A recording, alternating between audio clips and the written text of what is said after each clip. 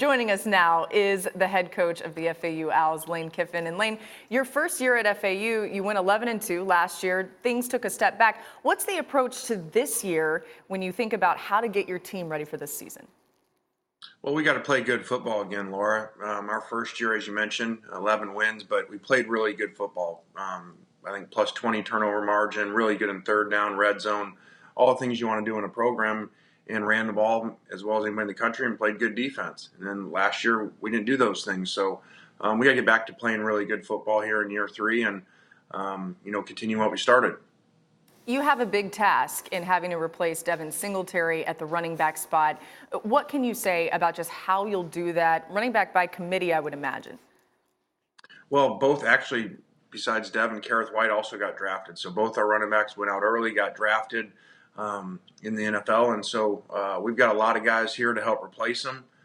B.J. Emmons, who played with us at Alabama, has transferred in here to help us as well. So we got a lot of work to do that starts this week. You open with Ohio State, so yeah, a lot of work to do. Of course, you've had tough openings last year as well. You opened against Oklahoma. How do you prepare for a team like Ohio State that you know is going to be loaded? Well, that's difficult, obviously. We're not worried about that today because, we're going to camp this week and got a lot of work to do, and then we'll eventually get to them. But great program and obviously great players, so we'll have our hands full going up there.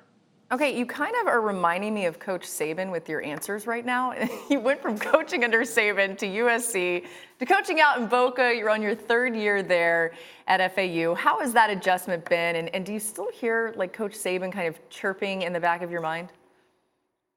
I think anytime you're around someone that's, the best ever doing something, and for 3 years that, maybe you find yourself doing things like them, and you should.